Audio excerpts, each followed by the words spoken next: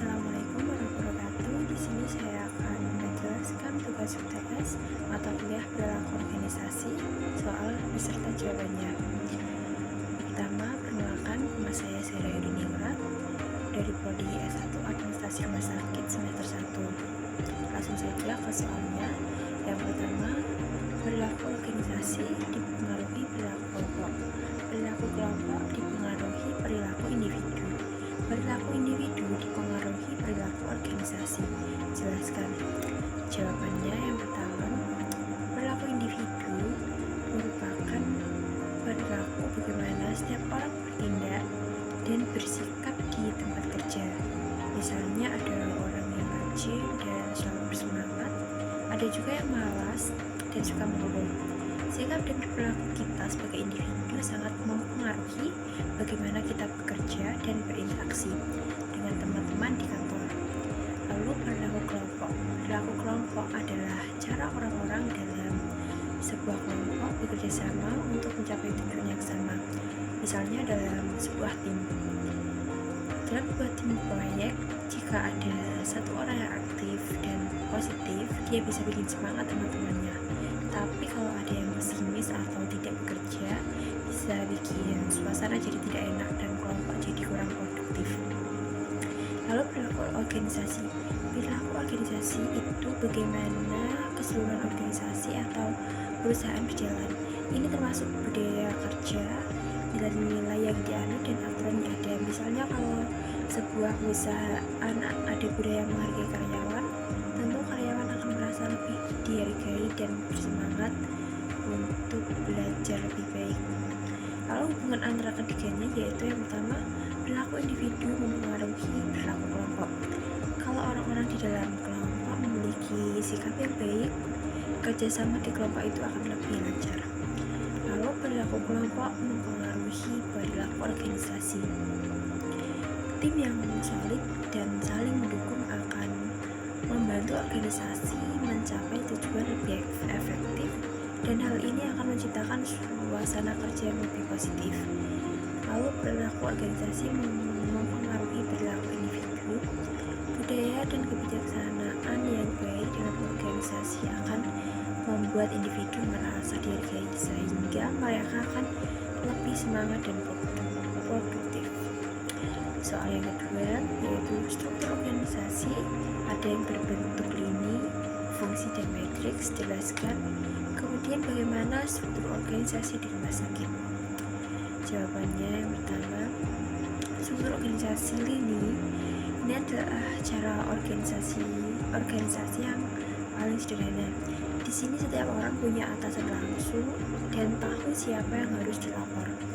Contohnya misalnya di sebuah perusahaan kecil ada pemilik di atas, kemudian ada manajernya. Lalu struktur organisasi fungsi. Dalam struktur ini organisasi dibagi berdasarkan fungsi atau departemen. Nah, setiap departemen memiliki tugas spesifik. Contohnya di sebuah perusahaan ada bagian pemasaran, keuangan, produksi, dan sumber daya manusia. Masing-masing bagian dipimpin oleh kepala departemen yang melapor pada manajer utama. Lalu ada struktur organisasi matriks. Ini adalah gabungan antara struktur fungsional dan lini. Karyawan melapor pada dua atasan, satu untuk fungsi dan satu untuk proyek tertentu. Contoh, misal dalam perusahaan besar, seorang karyawan bisa bekerja di departemen pemasaran, tetapi juga terlibat dalam proyek tertentu, sehingga dia melapor pada manajer pemasaran dan manajer proyek. Dalam rumah sakit, biasanya menggunakan struktur fungsional karena banyak departemen yang memiliki tugas masing-masing. Lalu soal yang ketiga, jelaskan desain organisasi mekanistik dan desain organisasi organik. Desain organisasi mekanistik adalah desain dengan cara organisasi yang sangat teratur dan formal. Di sini ada banyak aturan dan prosedur yang harus diikuti. Organisasi jenis ini cenderung kaku dan sulit beradaptasi dengan perubahan. Nah, ciri-cirinya yang pertama, banyak aturan prosedur yang jelas. Kedua, ada hierarki yang terlihat, siapa yang bertanggung jawab pada siapa. ketiga, komunikasi biasanya satu arah dari atasan ke bawah. Lalu yang terakhir, fokus pada efisien dan konsisten. Contohnya seperti perusahaan pabrik yang punya proses kerja yang jelas, di mana setiap orang tahu tugasnya dan mengikuti prosedur yang sudah ditentukan. Lalu ada desain organisasi organik. Desain ini lebih fleksibel dan tidak terlalu formal. Di sini komunikasi lebih terbuka dan karyawan punya lebih banyak kebebasan untuk mengambil keputusan. Organisasi ini lebih mudah beradaptasi dengan perubahan. Ciri-cirinya yang pertama, sedikit aturan, lebih mengandalkan komunikasi yang baik antara anggota. Yang kedua, struktur organisasi lebih datar, tidak banyak tingkatan. Yang ketiga, kerjasama antara tim dan individu lebih ditekankan. Yang keempat, fokus pada inovasi dan kreativitas. Contohnya seperti sebuah startup teknologi di mana tim bekerja sama dalam proyek, saling berbagi ide dan bisa mengubah arah proyek sesuai kebutuhan. Lalu soal yang keempat, apa itu sensasi dan persepsi? Apa yang mempengaruhi persepsi dari faktor internal, situasional, personal, perhatian, dan struktural?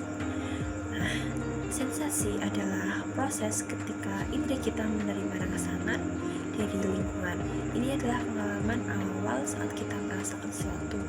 Misal saat kita melihat warna merah, itu adalah sensasi. Lalu persepsi adalah bagaimana otak kita mengolah dan memberi mana pada sensasi yang kita terima. Jadi setelah kita merasakan sesuatu, otak kita menganalisisnya dan menentukan apa artinya. Misal ketika kita melihat warna merah, otak kita bisa mempersepsikan itu sebagai tanda bahaya atau bisa juga sebagai warna yang indah. Faktor-faktor yang mempengaruhi persepsi. Yang pertama, faktor internal. Ini termasuk perasaan, emosi, dan pengalaman pribadi kita. Misalnya jika kita sedang bersedih, kita mungkin melihat sesuatu dengan cara yang negatif. Pengalaman masa lalu juga mempengaruhi bagaimana bisa menafsirkan situasi saat ini. Yang kedua, faktor situasional. Faktor ini berkaitan dengan situasi saat kita merasakan sesuatu. Misal jika kita berada di tempat yang tenang, kita bisa lebih fokus dan melihat detail dengan jelas. Sebaliknya, jika kita di tempat yang ramai, mungkin kita tidak bisa melihat dengan baik. Lalu yang ketiga, faktor personal. Ini meliputi karakteristik pribadi seperti umur, jenis kelamin, pendidikan, dan nilai-nilai. Misal orang yang lebih tua mungkin memiliki cara pandang berbeda dibandingkan orang yang lebih muda karena pengalaman hidup yang berbeda.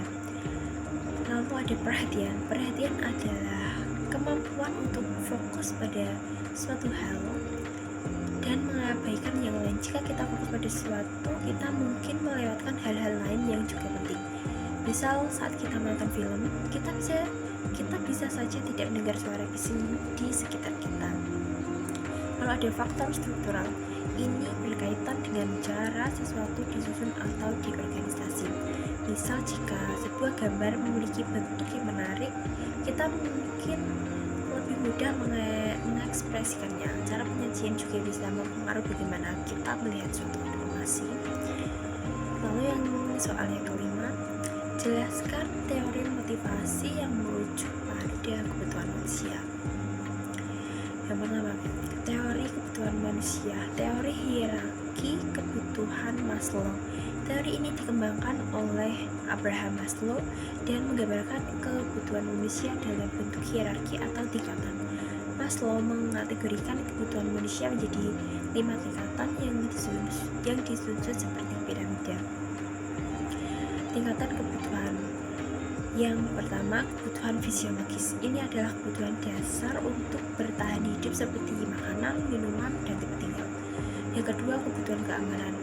Setelah kebutuhan dasar terpenuhi, kita butuh rasa aman dalam hidup, baik dari segi fisik maupun finansial. Lalu ada kebutuhan sosial. Manusia adalah makhluk sosial, jadi kita butuh hubungan dengan orang lain seperti teman dan keluarga. Lalu ada kebutuhan penghargaan. Ini tentang mendapatkan pengakuan dan rasa percaya diri dari orang lain. Kita ingin dihargai atas apa yang kita capai. lalu ada kebutuhan aktualisasi. Ini adalah kebutuhan untuk mengembangkan diri dan mencapai potensi penuh kita, seperti mengejar impian atau melakukan hal yang kita cintai. Sekian penjelasan dari saya, semoga bermanfaat. Wassalamualaikum warahmatullahi wabarakatuh.